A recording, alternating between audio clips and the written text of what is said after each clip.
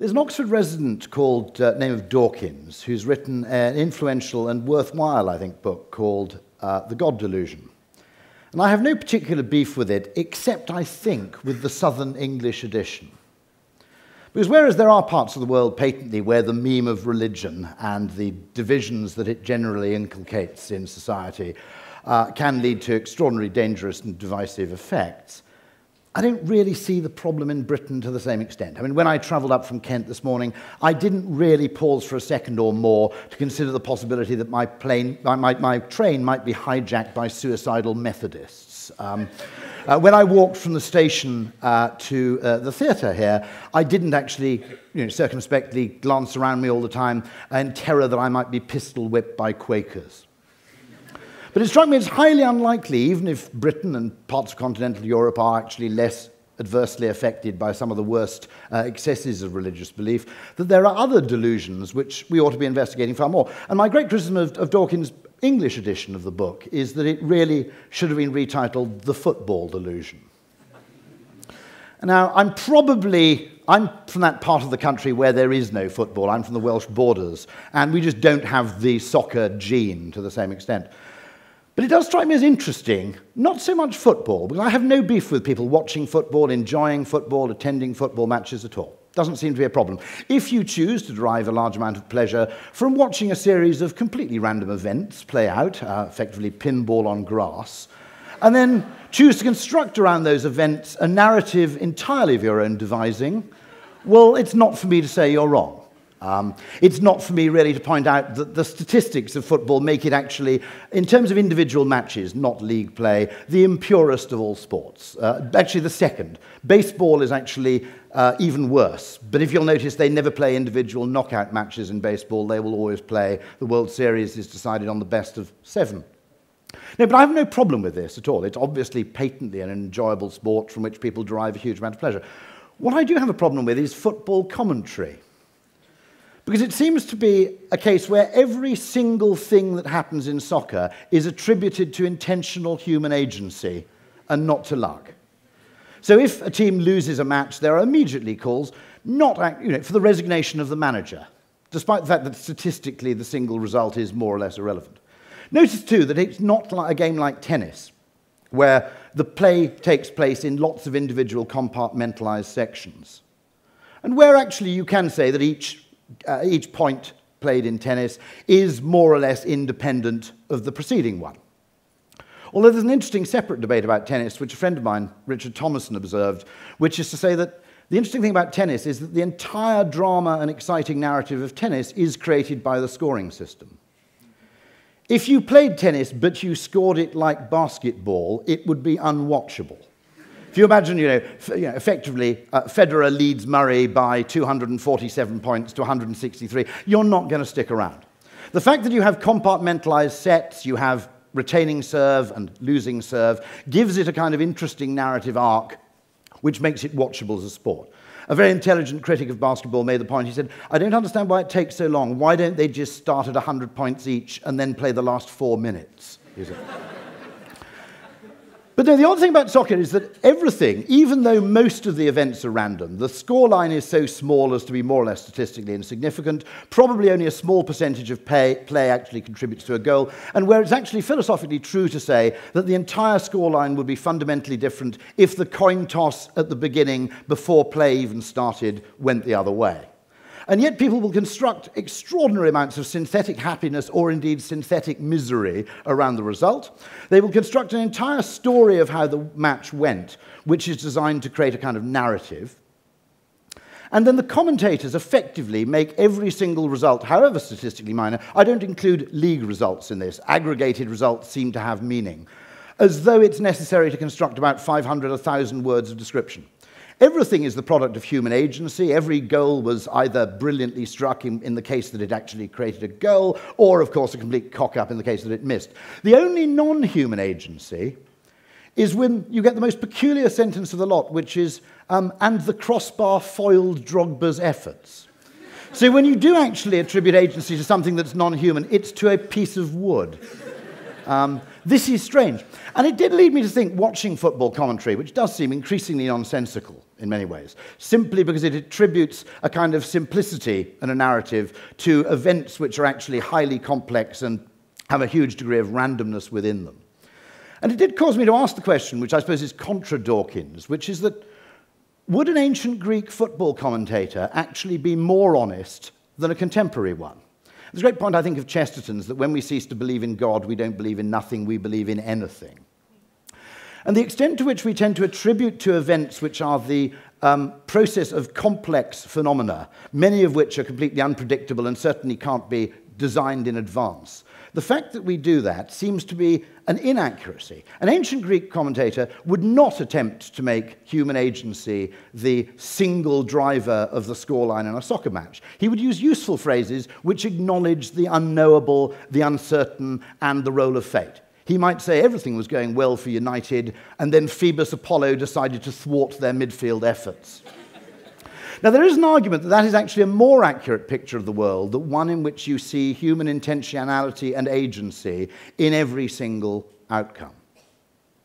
Now, why this seems to be important is for a very interesting reason, which is I went to see a talk by Richard Thaler, the author of Nudge, about 6 months ago, and he said something which I thought was perhaps among the most important sentences I've heard in 2 or 3 years. And he said that the interesting thing about economists is that they are generally opposed to monopolies. They view monopolies as a very bad thing altogether. And yet the strange thing about economists is they're entirely comfortable about the monopoly they themselves enjoy. And economics has gained, and Thaler made this point brilliantly as a behavioral economist, that economics has almost a monopoly, an unconscious monopoly in many cases, over business decision-making and over government policy-making. And it's achieved this through slightly surreptitious means, which is economics posits a ludicrously oversimplified, individualistic model of human decision-making, treating everybody as a rational actor, busily maximizing their own utility, without reference to powerful human emotions such as mistrust or regret. It assumes that everybody making a decision has access to perfect information, which, of course, freezes marketing out of the picture altogether and effectively makes it irrelevant. But it also assumes that people decide individually and that they're unaffected either by habit or habituation or contagion. In other words, the very powerful human defaults of do what I did last time and do what everybody else does. But because it makes these dangerous assumptions, it's able to construct elegant mathematical models around what should happen. It's not scientific in the sense of being an empirical science. It's merely scientific in that you can construct mathematical models and equations which make you appear scientific. And Hayek called this scientism. That you actually, you steal, if you like, the clothes and the language of Newtonian physics, and you apply it to something where such certainty, such sort of linear associations have actually no place. Human behavior is far, far closer to meteorology than it is to bridge building or train building or track laying in the kind of science you need. And yet, strangely, economists have rather enjoyed this completely unwarranted control they have. So nearly all businesses, for example, and all governments will have a chief economist or a chief economic officer. But no business I know of has a chief anthropologist. No business I know of has a chief game theorist. I don't know many businesses, Southwest Airlines is one exception, which actually have a behavioral economics team. But there are multiple sciences which are needed to understand the workings of mass groups of people. And economics on its own, with its assumption of individual action unaffected by the actions of others. This is to make the assumption that actually you don't really have fashion in clothing. Everybody gets up every morning and decides personally, without reference to anybody else, what is fashionable. And it's extraordinarily dangerous. A very interesting man called, you'll know, Max Planck, who was effectively the founder of quantum physics. He had a friend who was an economist who said, Max, why don't you become an economist? There's good money, you get to go to conferences, advise governments, that kind of thing.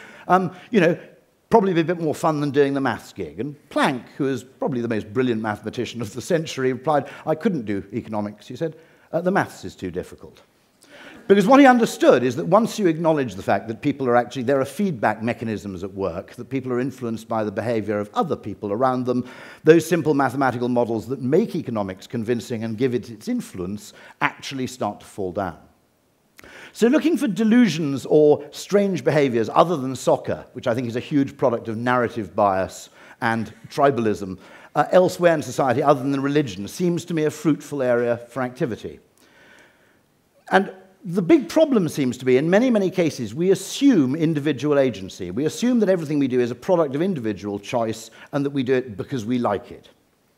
The extent to which we outsource our decision-making processes to other people and actually default to norms or default to past habit tend to be downplayed because this economic model still predominates in the understanding of how how capitalism is efficient, why competition is good, and so on and so forth. So here are a couple more. Wine. I have always thought that wine, like football, is slightly strange in that it doesn't deserve its runaway popularity, especially as a drink without food, in which conditions French people and Italians very rarely drink it. It's an atrocious drink in many respects. It's atrocious in that it breaks the rules of all successful consumer products, where, first of all, some sort of consistency of quality is usually considered a good thing. You would find it very difficult operating a pub where 1 pint in every 3 of beer tasted like piss. And yet pubs can sell wine under those conditions, where when you buy a glass of wine in a pub, the odds that it's actually not disgusting are, I'd place it, slightly better than 50-50, and yet people happily pay £4.50 for it. Okay? Most people, I think it's fair to say, most of the time would prefer a gin and tonic to a white wine, but they ask for a white wine. What's going on here? I think there are a lot of complicated things all working in effectively together. One of which is there are effective social biases. It is very appealing for places like this. I'm sure there'll be a drinks party afterwards in which will be uttered to you what Kingsley Amis described as the 3 worst words in the English language, which are red or white. One of the reasons is that it's extraordinarily profitable to sell wine, or indeed to give it away, because there's no known price anchor. You can't charge 25 quid for a Gordon's and tonic because we know what Gordon's costs and we know what Schweppes cost. When you have an obscure wine of no known provenance, you can actually achieve egregious markups simply because people go, well, it sounds kind of posh and this is an expensive restaurant, so I suppose it's vaguely plausible that I'm getting my money's worth. It's extraordinarily inconsistent. Michael McIntyre, the comedian, makes the point that it's the only thing served in a restaurant where they ask you to smell it before you drink it to check it's not wrong. Now, I don't want to be wrong, but isn't that their job? You don't get a waiter bringing you the milk to go with your coffee at the end of the meal and going, I think this might be slightly off. I was wondering if you could just check. There may be a degree, and I've got friends who know a great deal about wine who work in the restaurant business who are actually convinced that most people pretend to like it, that even if you serve a bottle of wine that's fundamentally corked, people will nearly always drink it. The only clue is that they usually don't order a second bottle, but they very rarely send it back because no one is actually confident enough to say there is something wrong with this wine. So simple fear of social embarrassment and the pretense that you enjoy something plays a part. Choice architecture, we've seen a bit about choice earlier. Wine, by an extraordinary accident, comes in 2 colours, which means that if you just buy 6 bottles of white wine and 6 bottles of red wine, you're deemed to have offered your guests a choice. You can't offer your guests 1 alcoholic drink, because that's kind of rude. You've got to actually offer them the courtesy. I think the previous talk was almost talking about this, the illusion that they are in control.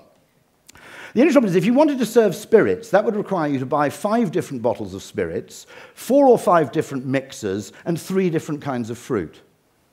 It's troublesome. Bizarrely, if you just say red or white, tea or coffee, still or sparkling, those 2 things basically tick the box marked, have offered a choice. What you've actually done is you've given them 2 drinks they don't like very much, but they get to choose the colour. Nonetheless, for the purposes of social events, that is deemed to be sufficient. There are tons of other biases as well. Because there are an insane number of types of wine, when you go to the supermarket, it dominates the shelves. And we have a very big heuristic in our shopping in a supermarket, which whatever there's a lot of in the shelves is probably pretty good. So wine will occupy something like 10 feet of shelf space to every 1 foot occupied by spirits. It's also, if you notice, very easy to buy because you get to the end of the supermarket and you go, ooh, look, there's wine. I'll have red and white and I'll remember to put the white in the fridge. And you usually don't. Okay? If you want to buy spirits, suddenly you realize at that point the path dependency is working against you. You have to double back, go and find some mixers, and then In the case of Pimm's, of course, you have to return all the way to the beginning of the store to buy 7 different types of fruit against the direction of traffic in the store, so you default to wine. An experiment, interestingly, in path dependency was done by a group of retailers and spirits manufacturers who created a cocktail pod right at the end of the supermarket. And it had a freezer full of ice, it had a whole rack of mixers, and it had 2 baskets of lemons and limes, and it just said cocktail pod. But it was at the point in the supermarket where it was effectively alongside your what shall I drink tonight, what shall I offer our guests point, rather than requiring you to double back. When they introduced that, sales of spirits in those stores overall went up by about 8%.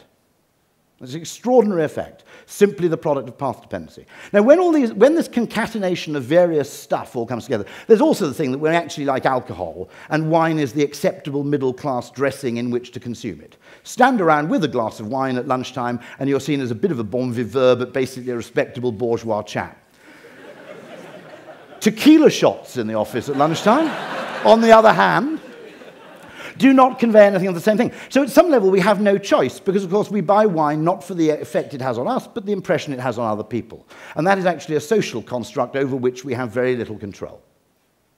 But the important thing about this is the overstatement of individual human agency and the power of self-control when faced with external network forces. It's very, very widely known in the software industry that, to some extent, market share is a huge product benefit. That, there is a great advantage once you create the iOS ecosystem and you have more apps than everybody else, that's one ecosystem, and you also have more accessories, cases, chargers, and strange Bluetooth sort of accessories than any other operating system, then you enjoy a disproportionate advantage over everybody else. It's known widely in network externalities and known widely in the software industry. I would just contend that they're actually much more prevalent than we think, but the fact that they work on us unconsciously causes us often to discount them. It also causes us, I think, to expect too much of individual effort in terms of behavioral change. And I'll come to that in a second. I'll give you one third example of network externalities. It is widely believed and universally stated by Brits that the English and English language-speaking countries in general make very bad linguists. We just don't make the effort to speak and learn foreign languages. And that's generally attributed to our own failings or our own overconfidence, smugness, lack of interest. If you look at that from a point of view not of individual agency, but from the point of view of network effects, read, by the way, very, very good book by Paul Ormerod called Positive Linking, which has just come out. What you suddenly realize is it's a bit more complicated than that. First of all, if you imagine a Dutchman considering whether he should learn English versus an Englishman deciding whether to learn Dutch, the gains to the Dutchman in learning English are possibly 100 times greater than vice versa. In terms of English will be useful to him wherever he goes, even speaking to people for whom English is also not their first language. It will be of useful to him in France. It will even be of more use to him in former Dutch colonies like South Africa, for example, or Indonesia. He also has a head start. He's consumed something like 1 or 2, probably 10,000 hours of English language TV, wisely with subtitles, not with the idiot dubbing habit, over the course of his life. So English idiom and tonality and so forth, everything, in fact, other than the pronunciation of the letter S, will come fairly naturally to him. A friend of mine had to fly over from Stansted to Amsterdam regularly on a plane called the City Hopper, which unfortunately had Dutch pilots, which led to very amusing announcements, I have to add. But now, let's look a little further. To the English person wondering whether to learn a foreign language, which one? The choice architecture is a complete mess. You can now just about make a case for Mandarin Chinese, maybe Spanish, Portuguese conceivably, but it isn't a clear-cut, absolutely obvious thing. It's extremely unlikely that there will be any social effects. If the Dutchman says to a few of his friends, I'm thinking of improving my English, he will find 4 or 5 other friends who say, I agree with you, let's go along and do something about it. If I suddenly conceive the urge as an English speaker to speak Turkish, I'm pretty sure my friends will basically give me the direction, you're on your fucking own, mate, okay? Now let's take it a bit further still and look at further network effects, which is, let's say I put a huge amount of effort into learning Dutch. My Dutch only becomes useful to me in real terms, not in gradations, bit by bit, word by word, verb by verb, adjective by adjective. It only really becomes of any use whatsoever when my Dutch is better than the average Dutchman's English. And that's really, really difficult, unless you live there. Even if you do, they will try and reply to you in English in any case. So the point that whereas a Dutchman actually gains from learning English incrementally, an Englishman only gains from learning Dutch once he reaches some vital tipping point of extraordinary fluency, makes the whole thing completely unequal. So it's not entirely our fault. You can add an extra dimension of confusion, which is, in one respect, and someone wrote to me about this, the English are actually very good linguists, which is we're very good at understanding English when spoken by non-native English speakers. So we have actually honed our linguistic skills quite readily to understand English when it's spoken or accentuated or intonated in a very unusual way. If you actually get the gender wrong in French, they don't understand what on earth you're talking about. If you ask for la limonade, they haven't got a clue.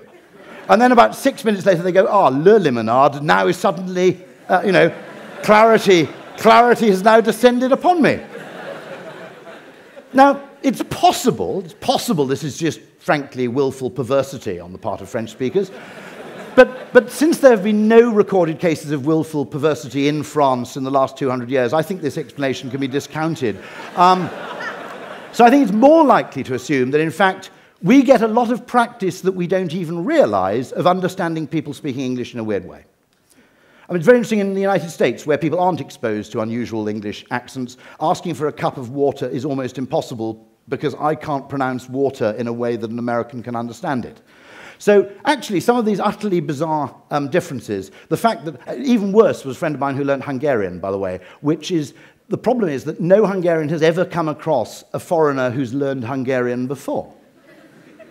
So he assumed that they would go, I see that you're an Englishman who has learned Hungarian. I am so gratified and flattered that you have bothered to learn my virtually intractable language. No. They assumed he was a Hungarian, but just very, very stupid.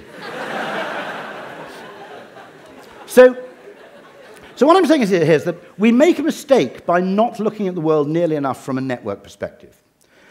In many cases, I think that technological problems are often marketing problems and perception problems in disguise. The electronic cigarette, one fairly good scientist believes, if adopted by most American smokers, would reduce the smoking-related deaths by 2 orders of magnitude. The problem actually is one of networks, that it's a weird thing to use, people don't feel comfortable using it. So all those rock stars and aging cool rock stars who've been briefly implicated in the Jimmy Savile scandal, one way you can redeem yourselves is by smoking electronic cigarettes heavily in public, lending them an atmosphere of cool and general acceptability. But here you have a technology which individually it should be an easy choice, or at least an easy thing to experiment with. The problem is actually the extent to which most of our behavior is actually mediated by the behavior of and affected by the behavior of other people.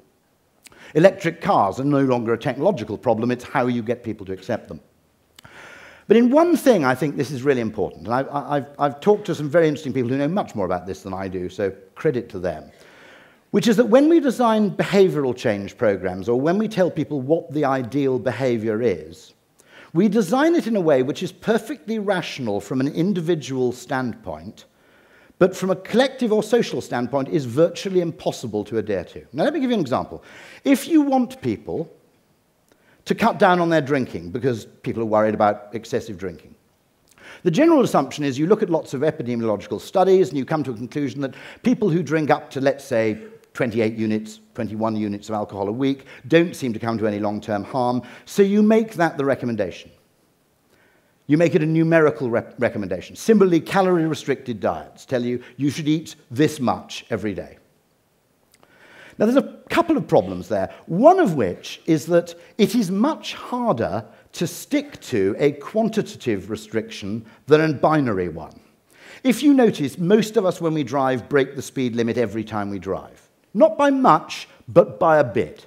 It simply doesn't feel that bad or wrong going 34 on a 30 limit. Very, very few of us, even at 3 in the morning when there isn't a person in sight, and actually the person who pressed the button on the pedestrian crossing has long since walked away, very few of us will run a red light. It simply feels wrong in a way that isn't true of what you might call eating a few calories too many. Secondly, in terms of behavior, if you think about that limit of 28, let's say, units of alcohol a week, there's a fundamental problem there, which is that it often requires you to stop drinking when you're already drunk. Oh, I'm fucking having a great evening. Oh, bugger, I've just reached my 28. Right, I must stop right now, okay? Now, let's firstly kind of, it's not going to happen, is it, right? But thirdly, in order to make a restriction on how much you drunk socially contagious, to actually make it socially self-reinforcing, all your friends, even though you may live in different parts of Britain and only meet up once or twice, all of you have to drink at exactly the same rate. Because otherwise you go, oh, no, how likely is this to happen, okay? Well, I'm actually, you know, I've got 15 units to go, actually, mate. I'm planning on a really large one this evening, but I see you've just reached your 28, so I'll stop and keep you company, okay? It's not going to happen again. Okay? So this is where what appears to be rational behavioral design comes into conflict both with our own individual ability to stick to things, and we're better at sticking to things. If you notice, all religious law is binary. There's no such thing as 50% kosher food. It either is or it isn't. And that's partly because you could do this, you can't do that, relies on habituation. I've been on a sort of no-carb diet. Whether it's good for you as a diet or not is completely debatable. It's worked extraordinarily well, and I'll explain why in a minute.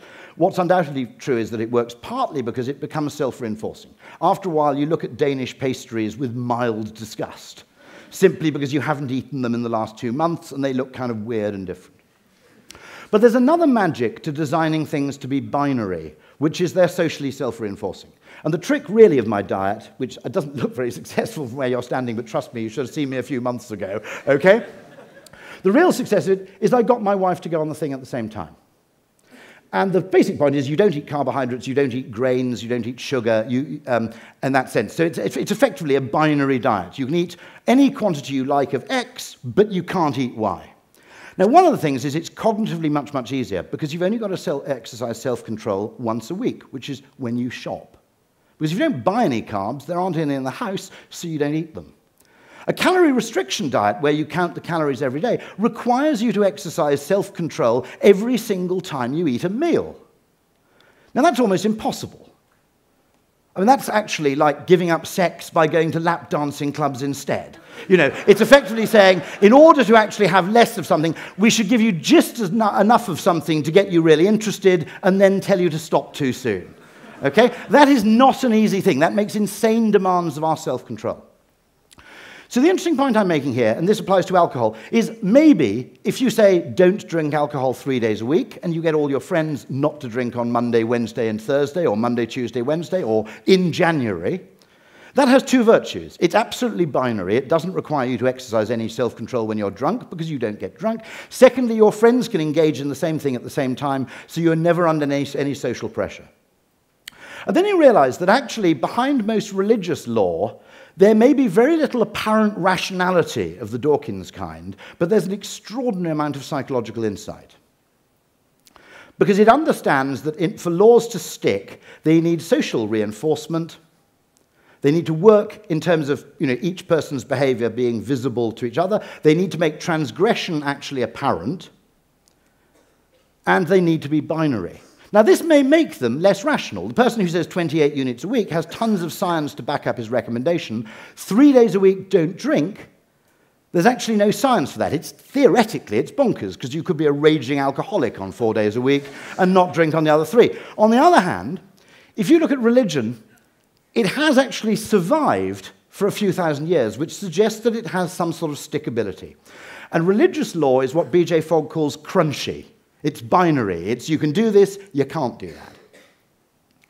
And the interesting thing, if you look at it, is the French got very worried that people were working too hard, which was causing unemployment. So they created a very French rationalistic thing, which is called, I think, the Working Time Directive, which limits your working time to 35 hours a week. How do you spot someone who's cheating? He says, I got up late. How do you actually spot transgression? 3,000 years ago, someone had come up with a better answer. It was called the Sabbath. And everybody does it at the same time. Now, it's not as perfect mathematically as the French solution, but in psychological terms, in terms of crunchiness, and in terms of social self-reinforcement, it is much, much cleverer legislation. So the understanding that what we may be suffering in part, I genuinely contend this, is government's ability to engage in arbitrary universal legislation in defiance of rational criticism. That sometimes, actually, arbitrary law like the Sabbath is vastly more effective at behavioral change than doing everything by some sort of mathematical question of degree.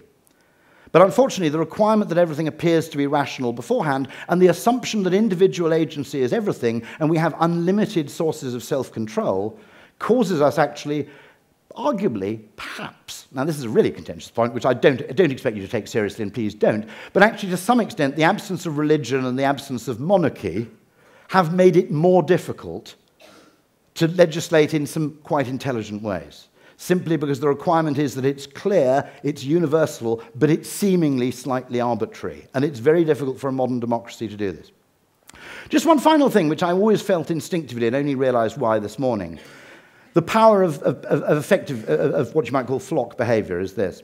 I'd always had a vague feeling that speed cameras, which we can debate about endlessly, and most motorists do, there was something slightly wrong with a speed camera on a dual carriageway, and I couldn't work out why it was. A speed camera on a single, two-lane road where cars going in opposite directions seemed to me kind of to make sense. You're coming into a village, it says 35 limit. If you go 38, the camera flashes and you're fined. Okay. But when we drive on a dual carriageway, we actually drive socially. We almost become like flocks of birds. And one of the rules is, which is more or less in the UK, it applies differently in different countries, is the person in the right-hand lane should at all times go a bit faster than the person in the lane to the left of them. And so what the speed camera does is it tries to encourage everybody to drive at the same speed in both lanes, which is deeply inimical to us instinctively, because everything about us says the right lane must go a bit faster. And there are good reasons for this. If you don't have a difference in speed between the two lanes, it's impossible for people to change lanes when they need to. So there's a very, very good reason for this instinct. But the problem you get with a speed camera is your instinct to actually slow down to the specified limit and your instinct to go faster than the person to the left or slower than the person to the right come into conflict. And here you have a rule which actually seems to work from the assumption of individual human agency. Once you understand the extent to which our actions are actually determined by the actions of others, it completely falls down. I don't know how to use this insight to solve problems, but I suspect there are many, many interesting heuristics you can design. And the design of better heuristics, even if they're not imposed by compulsion, they're simply advanced by governments as good practices, seems to be an extraordinary area for improving social behavior. Simply giving people mentally easy, socially contagious heuristics. And I'll end with a very good one. It's called the Minnesota Zipper Merge. And I don't know how many of you drive, because you're all mostly students. You go around on bicycles and therefore become very environmentally conscious because you ride bicycles, even though you think it's the other way around, but I'll park that one. But anyway, the extent to which actually our attitudes are a product of our actions rather than the other way around deserves a bit more investigation. But the Minnesota Zipper Merge was, I don't know whether it actually came in when Jesse Ventura, the professional wrestler, was governor of that state, but it's a beautiful thing. When you come to a point where there's a contraflow on a motorway or two lanes go down to one, there are huge conflicts going on in people. Am I a late merger, in which case other people in the left-hand lane, the lane that doesn't close, will accuse me of queue jumping? Do I try and merge too early because I'm terrified of being accused of queue jumping? Because you have to remember in Britain that queue jumping is on a par with paedophilia on the list of things people don't want to be associated with. All that happens is completely dissonant behavior from everybody, those late mergers who are then resented by the people who've been in the right lane and then who try not to let them in, versus the people who merge too early, wasting available road and causing the tailback to stretch back too far, effectively are caused by a heuristic conflict. What they did in Minnesota was beautiful. They just invented a word for it. The zipper merge. And suddenly when you've got a word for it, it can become a social norm. And the way it works is beautifully simple. You're told, zipper merge ahead, stay in lane, go to the end of the lane. When you get to the merger point, you take it in turns, one lane at a time. End of story. That's what Daniel Kahneman would call a system one mental process. Now, it would be more efficient, logically, if you had 10 cars from one lane, 10 cars from the other lane. At that point, people start to cheat and pretend they miscounted and go through as the 11th car. It no longer works. What this does, apparently, is it reduces the accident rate and it vastly speeds the flow of traffic through intersections. And all it is not through government in compulsive terms, telling you how to behave. It's simply government creating a word for something which then creates the behavior which is socially beneficial. Now, that's not my best example. There's an even better example I discovered a week ago. The entire phrase designated driver was invented in marketing. That when you have a name for it, you have a sudden way to explain why you're sitting in the pub drinking a Coke. And the very existence of the phrase designated driver enabled people to say, before we go out this evening, who's the DD? In Amsterdam, in Holland, they did a separate thing. They did a marketing campaign where the designated driver is always known as Bob. And they asked the slightly surreal question, who's going to be Bob this evening? Now, that is the case where you create effectively a heuristic, which is every time we go out on the Raz, one person stays sober. Very useful heuristic. You can take it in turns. It's easy to do. Once you've named the behavior becomes both easier to stick to and more contagious. The interesting question then is, to what extent should government cease to actually endlessly attempt to actually interfere with us through compulsion and the standard neoclassical economic assumption of effectively incentives and disincentives and punishments? To what extent can you improve society by the creation and naming of better heuristics? That's an open brief which I leave to all of you, and I'm very pleased to be going last. But I would love to know your suggestions. Thank you very much indeed.